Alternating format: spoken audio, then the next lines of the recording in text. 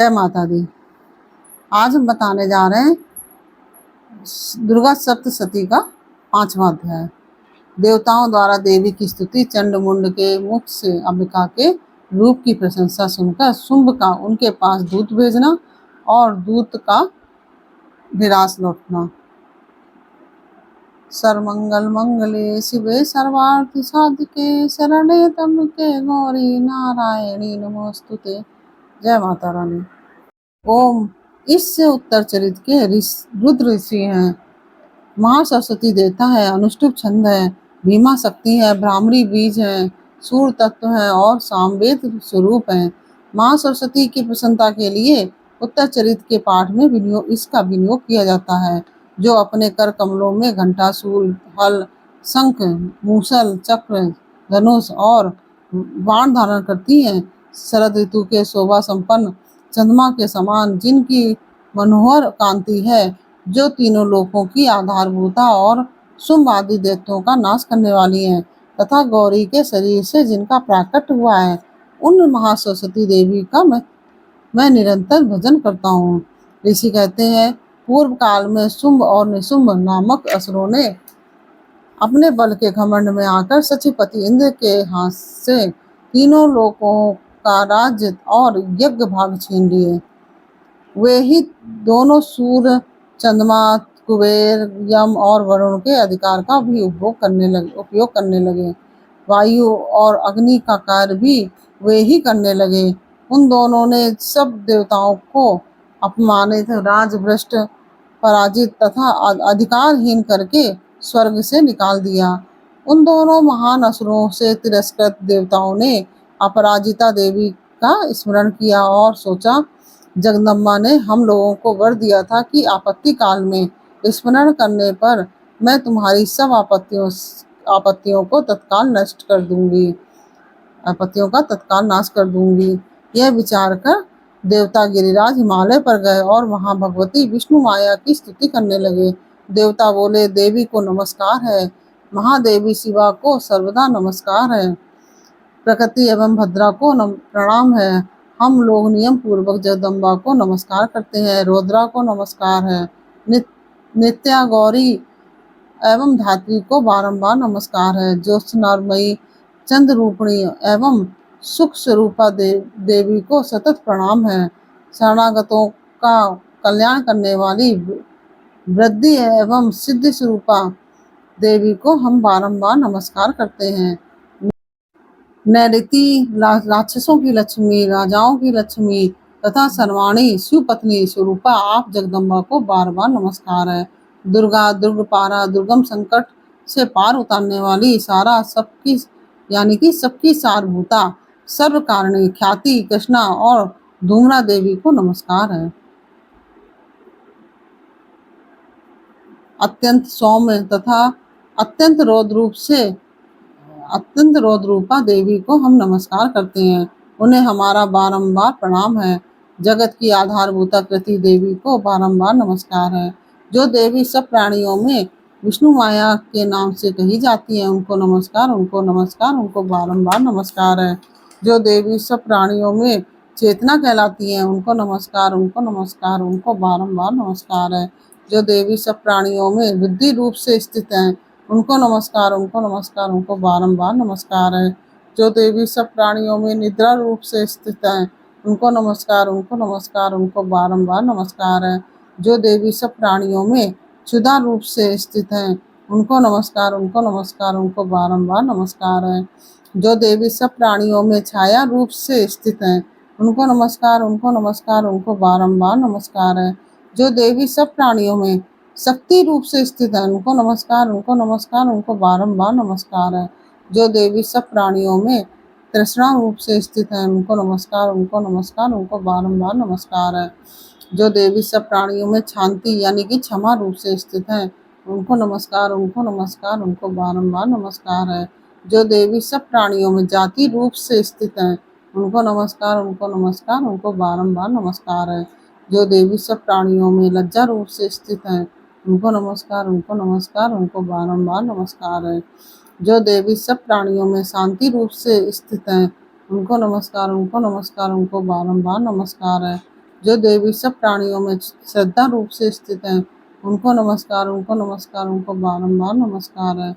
जो देवी सब प्राणियों में कांति रूप से स्थित हैं, उनको नमस्कार, उनको नमस्कार, उनको बारंबार नमस्कार है।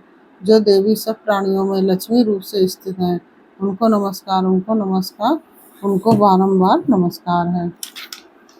जो देवी सब प्राणियों में वृत्ति रूप से स्थित है, उनको नमस्कार, उनको नमस्कार, उनको बारंबार नमस्कार है। जो देवी सब प्राणियों में स्मृति रूप से स्थित है, उनको नमस्कार, उनको नमस्कार, उनको बारंबार नमस्कार है। जो देवी सब प्राणियों में दया रूप से स्थित है, उनको नमस्कार, उनको नमस्कार, उनको बारंबार नमस्कार है। जो देवी सब प्राणियों में तुष्टि रूप से स्थित है, उनको नमस्कार, उनको नमस्कार, उनको बारंबार नमस्कार है। जो देवी सब प्राणियों में माता रूप से स्थित है, उनको नमस्कार, उनको नमस्कार, उनको बारंबार नमस्कार है। जो देवी सब प्राणियों में भ्रांति रूप से स्थित है, उनको नमस्कार, उनको नमस्कार, उनको बारंबार नमस्कार है। जो जीवों के इंद्रिय वर्ग की अधिष्ठात्री देवी एवं सब प्राणियों में सदा व्याप्त रहने वाली हैं, उन व्याप्ति देवी को बारंबार नमस्कार है। जो देवी चैतन्य रूप से संपूर्ण जगत को व्याप्त करके स्थित हैं, उनको नमस्कार, उनको नमस्कार, उनको बारंबार नमस्कार है। पूर्व काल में अपने अभीष्ट की प्राप्ति होने से देवताओं ने जिनकी स्तुति की तथा देवराज इंद्र बहुत दिनों तक जिनका सेवन किया, वह कल्याण की साधन भूता स्त्री से हमारा कल्याण एवं मंगल करें तथा सारी आपत्तियों का नाश कर डालें।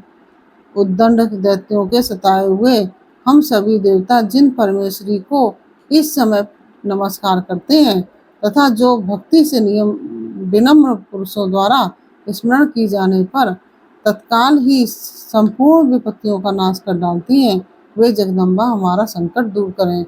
ऋषि कहते हैं, राजन, इस प्रकार जब देवता स्तुति कर रहे थे, उस समय पार्वती देवी गंगा जी के जल में स्नान करने के लिए वहां आई। उन सुंदर भुवों वाली भगवती ने देवताओं से पूछा, आप लोग यहाँ किसकी स्तुति करते हैं? तब उन्हीं के शरीर कोश से प्रकट हुई शिवा देवी बोली, शुंभ दैत्य से तिरस्कृत और युद्ध में निशुंभ से पराजित हो यहाँ एकत्रित हुए ये समस्त देवता यह मेरी ही स्तुति कर रहे हैं। पार्वती जी के शरीर कोश से अंबिका का प्रादुर्भाव हुआ था, इसलिए वे समस्त लोकों में कौशिकी कही गई। कौशिकी के प्रकट होने के बाद पार्वती देवी का शरीर काले रंग का हो गया, अतः वे हिमालय पर रहने वाली कालिका देवी के नाम से विख्यात हुए। तदंतर शुभ निशुभ के भृत्य चंड मुंड वहां आए और उन्होंने परम मनोहर रूप धारण करने वाली अंबिका देवी को देखा।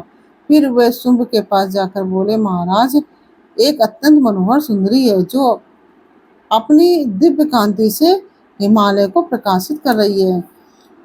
वैसा उत्तम रूप कहीं किसी ने भी नहीं देखा होगा। वह सर्वेश्वर पता लगाइए वह देवी कौन है और उसे ले लीजिए। स्त्रियों में तो वह रत्न है, उसका प्रत्येक अंग बहुत ही सुंदर है तथा वह अपने श्री अंगों की प्रभा से संपूर्ण दिशाओं में प्रकाश फैला रही है। दैत्यराज अभी वह हिमालय पर ही मौजूद है, आप उसे देख लीजिए। प्रभु, तीनों लोकों में मणि, हाथी और घोड़े आदि जितने भी रत्न हैं, वे सब इस समय आपके घर की शोभा पाते हैं।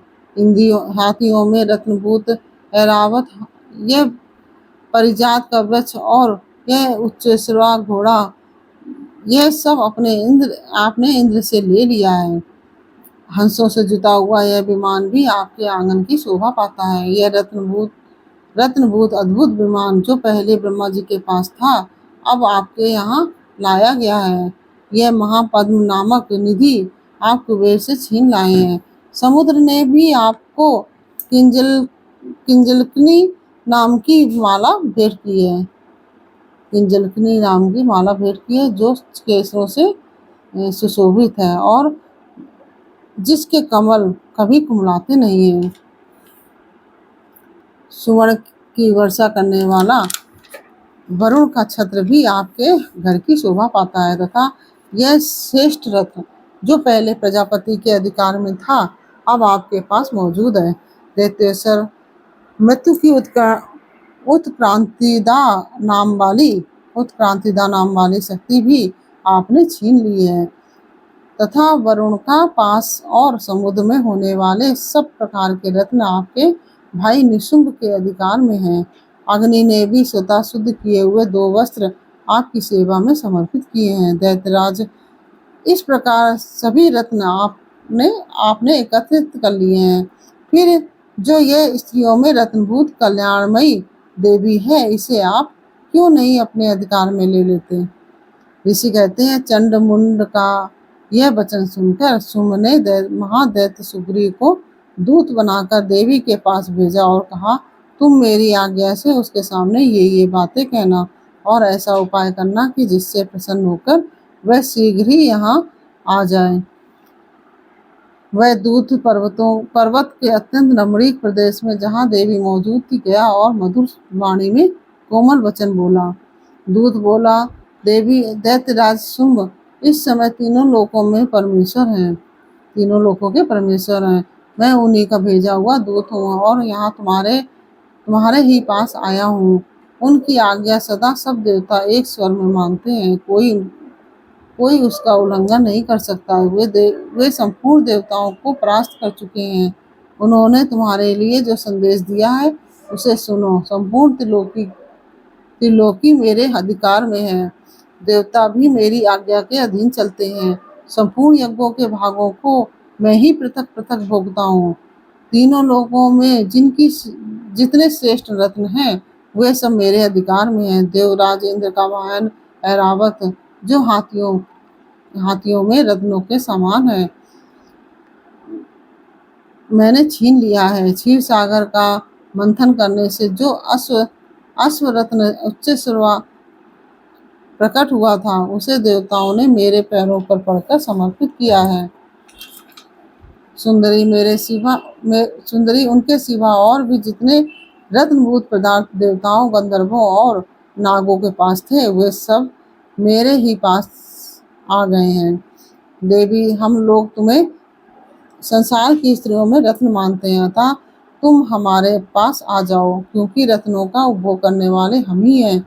चंचल कटाक्षों वाली सुंदरी, तुम मेरी या मेरे भाई महापराक्रमी निशुंभ की सेवा में आ जाओ, क्योंकि तुम रत्न स्वरूपा हो। मेरा वर्ण करने से तुम्हें तुलना रहित मान ऐश्वर्य की प्राप्ति होगी। अपनी बुद्धि से यह विचार कर तुम मेरी पत्नी बन जाओ।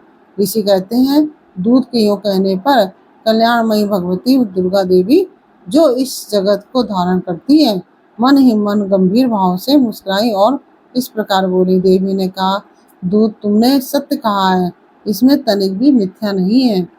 शुंभ तीनों लोकों के स्वामी हैं और निशुंभ भी उसी के समान पराक्रमी है, किंतु इस विषय में मैंने जो प्रतिज्ञा कर ली है उसे मिथ्या कैसे करूं? अब मैंने अपनी अल्प बुद्धि के कारण पहले से जो प्रतिज्ञा कर रखी है उसे सुनो।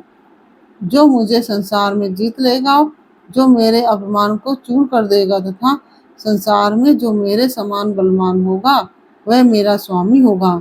इसलिए शुंभ अथवा महादैत्य निशुंभ स्वयं ही यहाँ पधारे और मुझे जीतकर शीघ्र ही मेरा पारिग्रहण कर लें।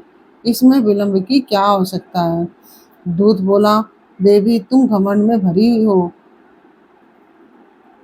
मेरे सामने ऐसी बातें ना करो। तीनों लोकों में ऐसा कौन पुरुष है जो शुंभ निशुंभ के सामने खड़ा हो सके? देवी, अन्य दैत्यों के सामने भी सारे देवता युद्ध में नहीं ठहर सकते, फिर तुम अकेली स्त्री होकर कैसे ठहर सकती हो?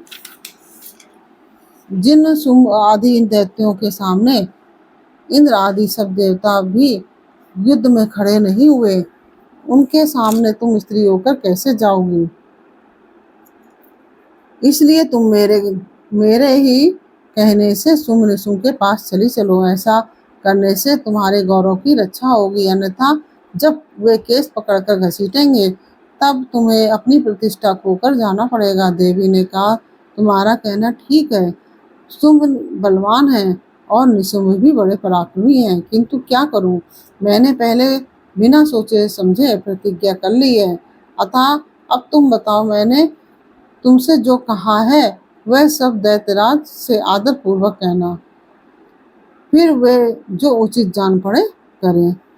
इस प्रकार से मार्कंडेय पुराण में सावर्णिक मनवंतर की कथा के अंतर्गत देवी महात्म्य में देवी दूत संवाद नामक 5वां अध्याय पूरा हुआ। यह अध्याय आपको समझ आया या नहीं आया, यह हमें कमेंट बॉक्स में अवश्य बताइए। अच्छा लगा हो, समझ में आया हो तो वीडियो को लाइक शेयर कीजिए और कमेंट में जय माता दी अवश्य लिखिए। फिर मिलते हैं आपसे 6ठे अध्याय के साथ अगले वीडियो में। तब तक के लिए जय माता दी, राधे राधे।